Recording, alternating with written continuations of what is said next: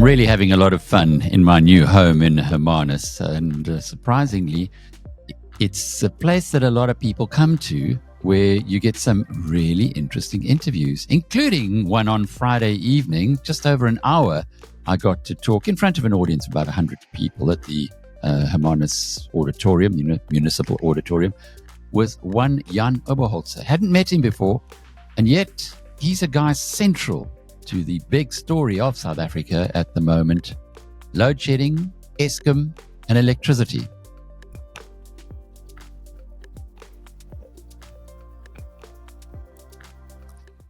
Our conversation was part of the Hermanus Fine Arts Festival, which ended about a week ago, but unfortunately Jan wasn't able to meet the appointed times. He was otherwise engaged, and so they made a special slot for him, and it was really well worthwhile. Unfortunately, the audio that we recorded wasn't great, so we aren't able to run the full hour, because I think you'd give up halfway, as most people would. But what I did instead was go through it, enhance the audio as much as possible, and take out the highlights, and perhaps that's even more appealing. We started off by talking about Andre de Ruyter's book. Now, Jan Oberholzer was the chief operating officer to Andre de Ruyter, the chief executive. So clearly there's a heck of a lot that the two knew about each other, and Jan Oberholzer does feature prominently in the book of de Ruyter's, which has been a bestseller from the word go. I think the last numbers were it sold something like 17,000 copies in a week, and in a country where 10,000 copies is a bestseller, kind of puts it into perspective. And we kicked off with, as you always do, how are you going to introduce a fellow like this? And I came up with some interesting ideas. I went through his LinkedIn profile, and he was managing director of Stephanie Stocks, so you know this, and Eskom lifer apart from that. But I thought the best way is to get someone who worked with him, even better, his boss, to give us their reflection of who he is. So I went to Andre de Ruyter's book. You know the book? Yes. Okay. So I'll read you the paragraph that he wrote about Jan. He said, Jan is a dyed-in-the-wool Eskomite. Is there such a thing? Eskomite. He grew up in an Eskom home. Yes, it wasn't an Eskom home, but it was an Eskom home. It didn't belong to Eskom, but it was an Eskom. My dad used to work for Eskom 26 years. Was he also an electrical engineer? No, he wasn't. He was building, integrated mines. What colour is this? Blue. Oh, yeah. So your dad runs blues. I can't show him out the pen, but it's all blue. Okay, but that means Stormers or no good. He might get out here safely. Was the recipient of an Eskom bursary and served the organization for 22 years during his first stint, which began in 1986. He left in 2008. This is Andre de Ruyter writing about him, which fortuitously meant that he missed the darkest days of the state capture era. Jan is a large and physically impressive individual. A rugby player in his youth? Yes, I did. Look, I did. He retained the bulk of the forward he once was. Now in his early 60s, he had grey hair, which meant that we had at least one thing in common. He had a reassuring demeanor of confidence and competence. After a firm handshake, we sat at his office table, drinking the sort of strong coffee that you require for a first meeting. We spoke Afrikaans. Jan got straight to the point. Do you remember what you said to him? Yes, I did. Say it again. I told him, let's clear something. I didn't apply for the job that you were appointed, so I love what I'm doing. I'm an operational man. So that cleared, and he said, thank you. So that was sorted. Ek wil nie jou job hê. Did you know he was right? Yeah, he told me so. For some time, middle to the end of last year, 22, I was approached by a number of publishers to write my book. And I suppose you've heard the Java issues. And then he disclosed to me that he will be writing a book as well. So I was aware. And your book? It's been put on hold. I did sign with Jonathan Ball a couple of months ago. And then Jacques Post said, he'll write the book. But things didn't turn out the way, and we signed, Jacques, myself, and publisher signed. And then for some reason, and I'm not going to go into detail, Jacques decided to cancel the contract. And I suppose you've read what he said in News 24. That's when all things came to the top of the table. And then I just decided to cancel it in Canada. I hadn't read what Jacques Poe had written in News 24, but Julie did so.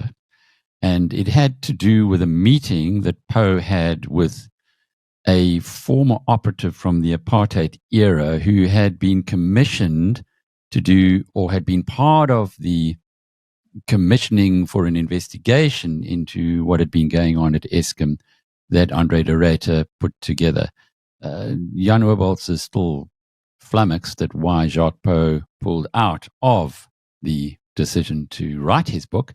And as he said, he's put it on hold for now, but it wasn't a pleasant experience, as you can imagine. Well, after this light start, we moved on to the very serious issue of load shedding. Were you around when the first load shedding happened? No. That's just when I left in 2008. There was a development in 1998. Eskom wrote a white paper. And in the paper, it was very clear to government, which Shell at the time, that if we do not procure additional capacity, there will be load shedding. And the prediction was 2008. And that's when it happened. And since then, we have said on a number of occasions to the Shell that we need additional capacity. And this time we have stage 6 load shedding in the country was on the 9th of December 2019. At the time, the president was in Egypt, so he had to cut short his state visit. And he returned home, and on the 11th of December, I had to face him. So it was him, and on his right-hand side was David Mabuza, and on his right-hand side was Koeberg. His left-hand side was Provin. And that was the first time that I started using, the analogy, the example of a car. If you've got an old car, you don't look after it, etc. And also, if you have a Mercedes-Benz, and I'm just using this as an example, please. Because the CEO of Tata wrote me a letter once when I said, please don't use Tata spares. He didn't think I was funny. So I'm just using an example. If you have a Mercedes car, surely you've got to take it to a Mercedes dealership, qualified Mercedes mechanics, and when you put in spares, you do Mercedes spares. Now, this is what we haven't done in Eskom. So I use this analogy. At the end, David Mabuza impressed me. He said, Jan, so what are you saying to us? We need a lot more new cars. And I said, and in the meeting, as I said, the Minister of Minerals and Energy and Public Enterprises over there, and right at the end, the President said to me, Jan, so what do we do now? What must we do not to be in the same position? And I said to him, Mr. President, and these were my exact words, and I repeated it in the beginning of the year when you and myself had another meeting. I said to him, Mr. President, we need urgently 4,000 to 6,000 megawatts of baseload capacity the day before yesterday. Those were my words. And I said, if we don't, dark days is lying ahead. This is 3.5 million. So if you ask me how many thousands of megawatts since that day, I failed to find it. So we haven't put additional capacity on the grid. Now, if you take the Eskom system, these old cars, They were not maintained properly. Nobody invested. The money was used for something else. So you have an unreliable and an unpredictable system. And the demand is higher than what the capacity is, the available capacity. So, and this capacity is run in the red all the time. It's like in your car. It's all the time. You start up a car. You get into it and your foot is on the accelerator the whole time.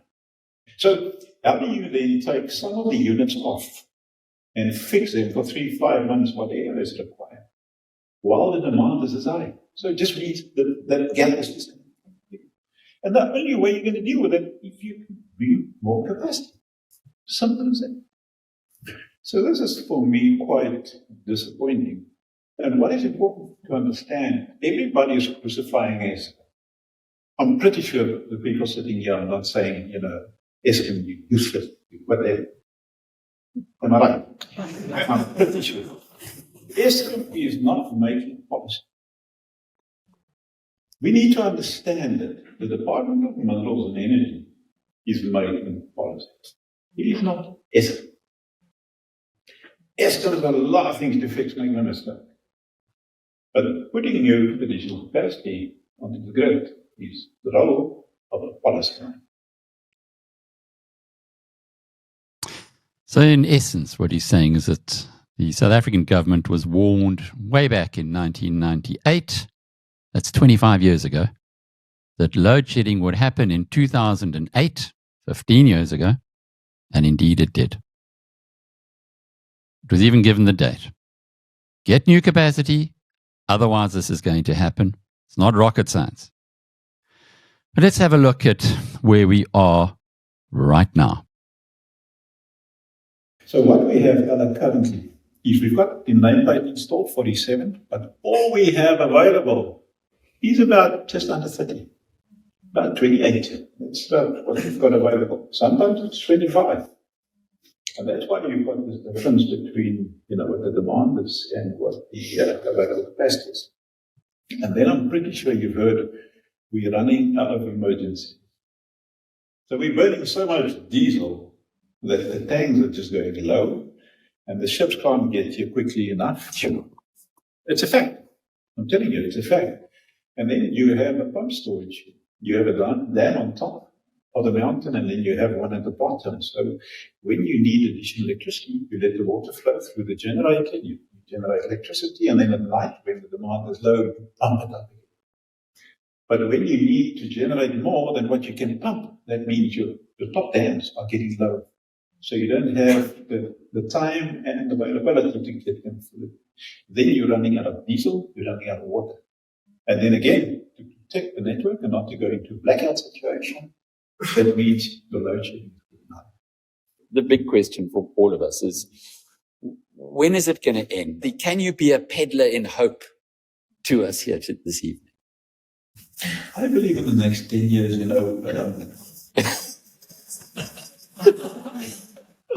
That's not peddling hope.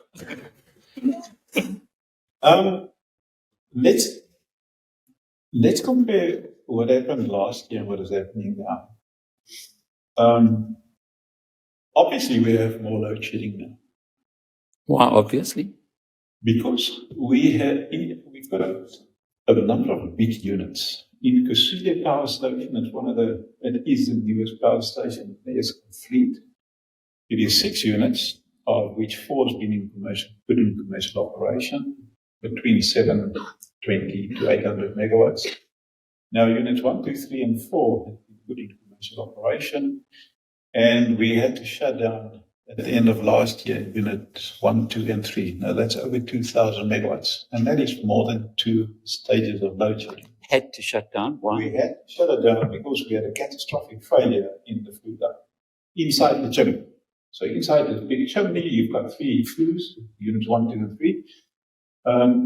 We had some flooding buildup in the flues, and it came loose, and it was a catastrophic failure. And then we had to shut down all 3 units because it's all housed with 1 windshield, 1 chimney. And we are fixing that now. We're building 3 temporary smokestacks. I was on site on Tuesday. And by the end of the year, only those 3 units will come back, 2,000 megawatts.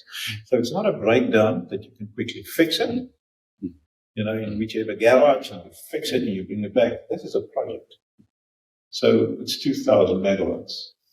Then on the same station, we had unit number 5. While we were busy putting it in, getting ready to synchronize it to the grid for the first time, we had a fire into the gas heater that put us back a year. So that's only coming back another 750 megawatts in November. So they're now nearly 3,000 megawatts, 3 phase stages of load shedding.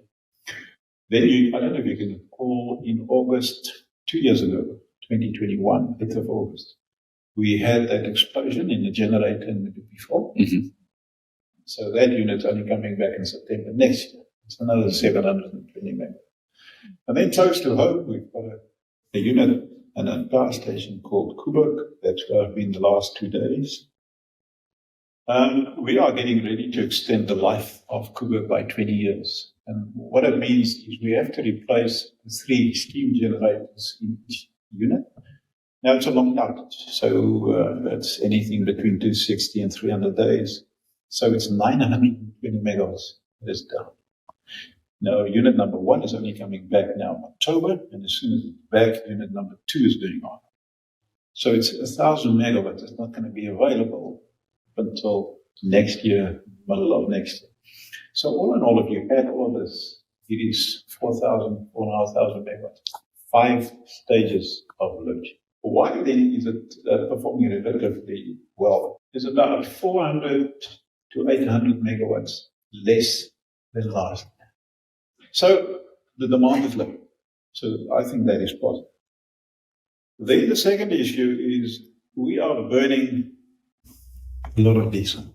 In my days when I was a COO, my annual provision was 6 billion per annum to burn diesel. Now, I don't know if you want to take a guess how much we burned for the first few months of the year. But you were here until, was it April this year? Or End of April. end of April? So that's just the other day. Up to 6. Has it gone up from there? What did we burn in April, May, and June? 9 billion. In 3 months. 3 months. So we are burning a lot of diesel. And what we are finding is, although the peaks are a little bit lower than what it was in the past, the valley during the day is much lower. So we don't have to burn diesel throughout the day. And this is what it's helping. So number 1, demand is down. Number 2 is we burn a lot of diesel.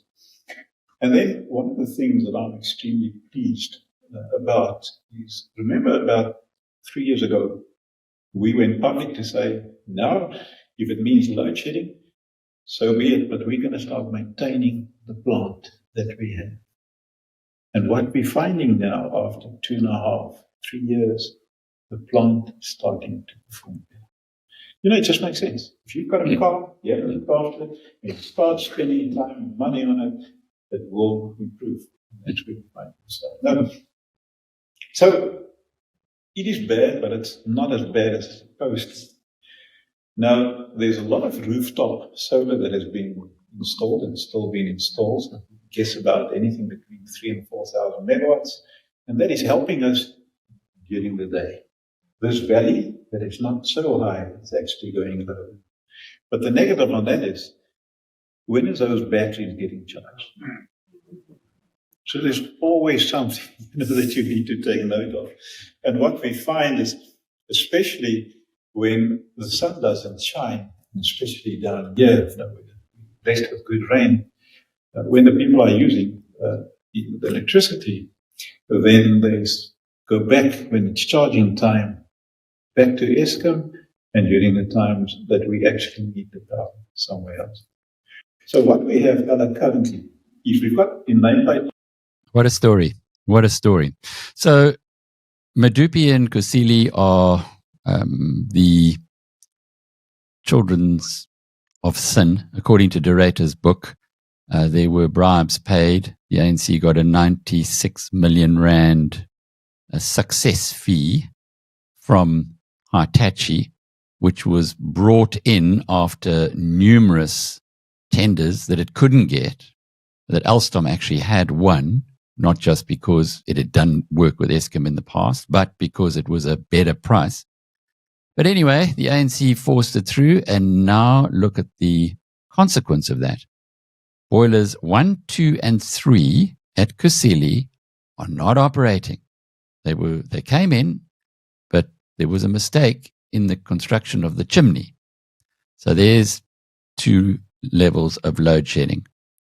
Was it due to the corruption? Was it due to the wrong contractor being put there? Well, I guess you can make up your own mind there. And then number 5, so there's 6 units at Kusile, which is a power plant supposedly the biggest in the world, or certainly in the southern hemisphere. 6 of them, 3 are out because of a chimney, and number 5, which should have been in production, so should number 6 have, years ago, is coming into production in November. And then you have Koeberg, where the life is being extended by 20 years. You can kind of live with that. That's another stage of load shedding. Put it all together, and as Jan Oberholzer explained, and this is really his job as a consultant, he retired as the chief operating officer in April. Now his job is as the consultant to make sure that those units at Kusile and Koeberg and Medupi, the problem there, that they all come back on stream just in time for the 2024 election, or so it would seem. I asked him if this was what it sounds like, a bit of a gift for the ANC. This sounds like a gift for Cyril Ramaphosa and the ANC with a big election coming up next year. Has he whispered in your ear?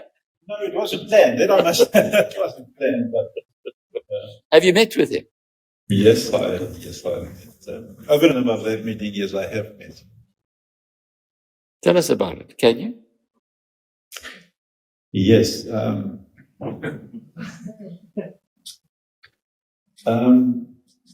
When did you most recently meet with him? Because I want to find out if the ANC is whispering in your ear. I was invited to his house on Sunday, the 22nd of January. So he invited me to his house in Hyde Park in St. Needless to say, I was there at 9 o'clock, I was there at 8. And at about 25 to 9, it was a wonderful little lady that called me. Nice little lounge, big paintings. And while I was still admiring the painting, the door closed, and it was Mr. Ramaphosa, President Ramaphosa, and him and myself had the opportunity, the 2 of us alone, to talk. Yeah. Just the 2 of you? Just the 2 of us, yeah. Charming man. Very intelligent man, make no mistake. And when I walked out, I was quite impressed of, his understanding on the challenges. I'm just referring about electricity in the country. And we had a very open dialogue, really a very open dialogue. He asked me obviously a lot of questions, and when I gave him feedback about additional capacity, in my view there are 5 issues. And the 4th one that I gave him was additional capacity. And I said to him, can you remember the 11th of December? I said, and he said, I still wanted to say, can you remember what I said? He said, so you're going to tell me now I told you so. So he's a very intelligent man, and there is no doubt in my mind that he fully understands and appreciates the importance of electricity to this country, to the economy and to the lives of the 61 million. But there's no doubt in my mind. And I believe the appointment of a Minister of Electricity, I may have contributed during that discussion that day, because for me it was clear, and I reminded him of the meeting and the policymaker that was in the meeting, and for some reason not a lot has happened. And for him to have appointed a Minister of Electricity in his office, reporting to him, for me, was the right message and signal that was given to the country. Because, Minister Ramaphosa, in my view, is playing such a critical role to get all the departments, DMRE, DTI, DPE, Treasury, Finance, everybody together to understand what we need to do. And what I'm seeing from the Minister of Electricity, in the beginning it was a bit of a bumpy road, but it looks like he's getting to grips to exactly what the issues are. So I'm quite pleased and I'm positive. I really am. But I was very impressed with the President. That 2 hours, I was very impressed. It's nice to hear that, because quite often when we sit outside and we just consume the media, it's very easy to forget that it's a really tough job. It's probably it is the toughest job next to the COO position at Eskom. But we sometimes think that it should be easier. What we will. Yeah, indeed. And, Jan Oberholzer clearly respects and admires South Africa's president, but he does not respect and necessarily admire the president's policies.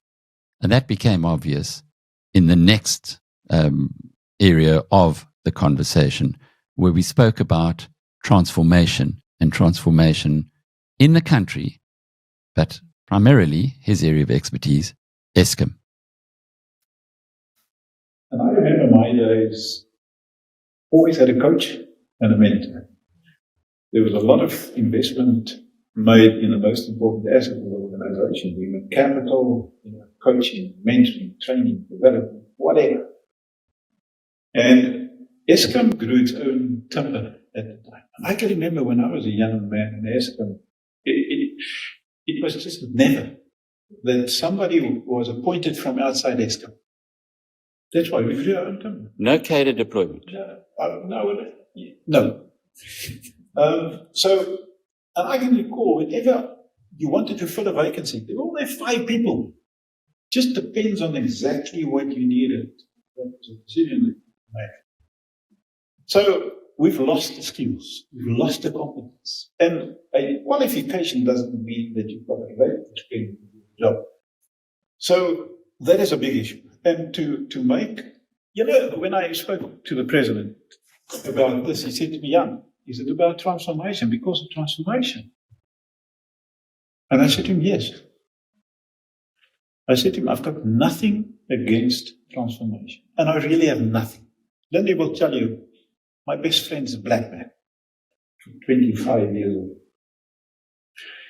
But if you don't understand what the successful outcome of transformation should be, and it's all about numbers, you've lost it.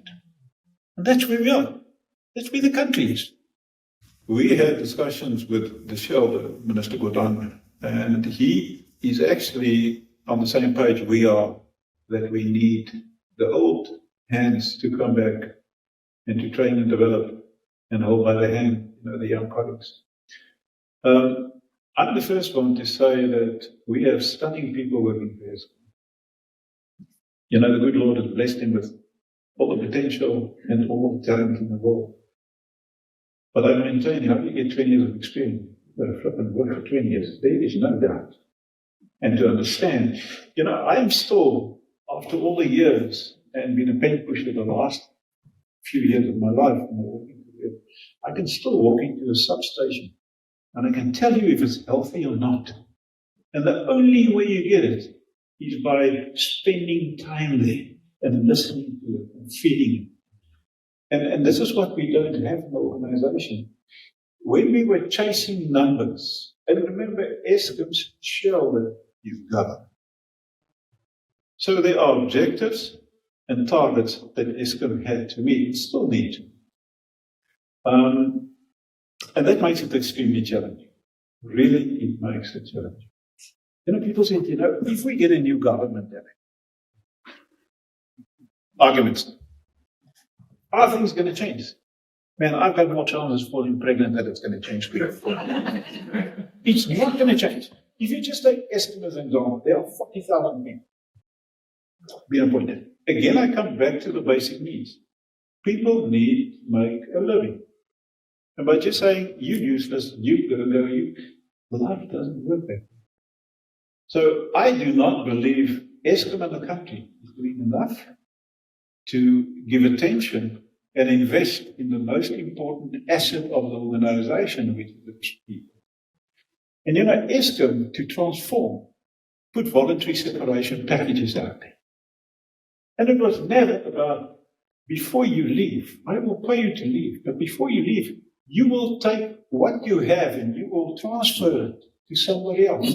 Didn't happen. Get out, you can get the numbers on. And now we've started to bring back the old hands. And I was instrumental. That was actually my idea. And then I was in the hot water again with the people that we appointed to say 30% of your remuneration will depend on have you transferred skills. So whenever you come in, we will identify a few young colleagues, we will evaluate their competency, and if your contract is 2 years or a year, whatever the case, after we will evaluate them again. And if there's an improvement, yes, you have the 30%. If not, you'll not get it. Isn't that the way you do it? And this is what I meant earlier. You need to understand the successful outcome of transformation.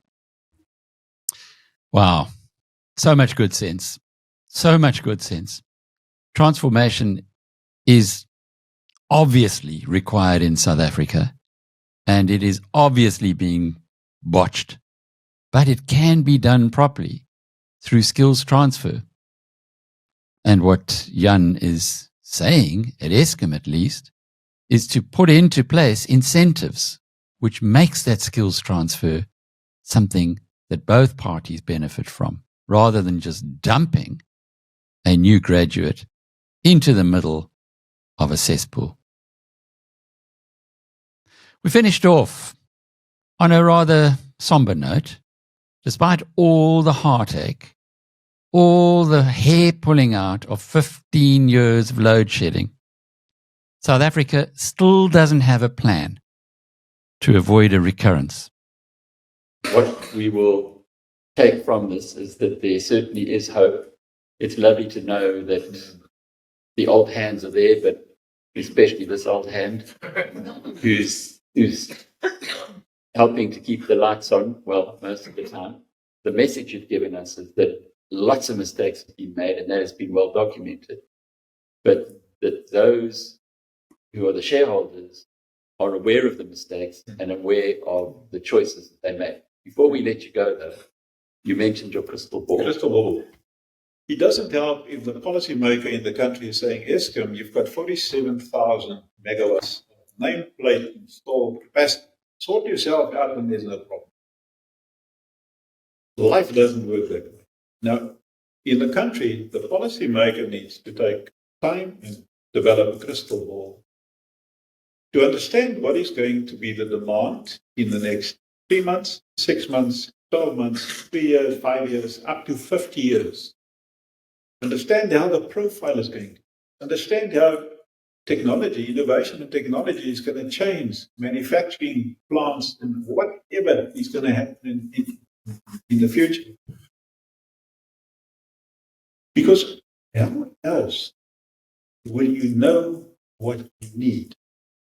So you need to have a very good picture, this crystal ball, on what the future is all about. And then it's to understand what do you have. Now, Eskom we have another 14 coal-fired power plants. Now, if you take the two new ones, Medupi and Kusile, out of the equation, we've got 12 left, on average 44 years old, not maintained on a really top. So in the next 12 to 13 years, make it 15 years, 20 of the 40 is coming to end of life. Now, you need to know if this is what you need in the future. What is happening with what you got? And it doesn't help if somebody tells you, the policymaker, man, just sort it out. It's not a problem.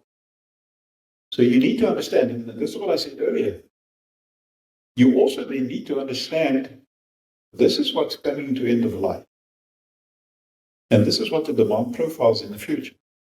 So Do you need gas? Do you need battery? Do you need sun? What do you need to fill what is needed? And this is not in place in this country. Still not. It's not in place. The penny is still not No, dropped. it's not right. I've been on public platforms so many times said, if we don't work together as SA Inc. and understand what I'm just very basically explaining, and that's very basic, we're not going to get out of this challenge that we have. There must be a very clear picture on what do we need, what do we have, how is this changing, what do we need to bring in, how long is it going to take to bring it in. For me, it's very simple, maybe because I want it to be simple. But I really believe the country needs this crystal ball to understand what we need and not be in this position where we are. And again, I really believe so. That was Jan Oberholzer, Eskomite, former Chief Operating Officer, and now the consultant who's responsible for bringing the load-shedding beating plants at Eskom back on stream. I'm Alec Hogg from biznews.com.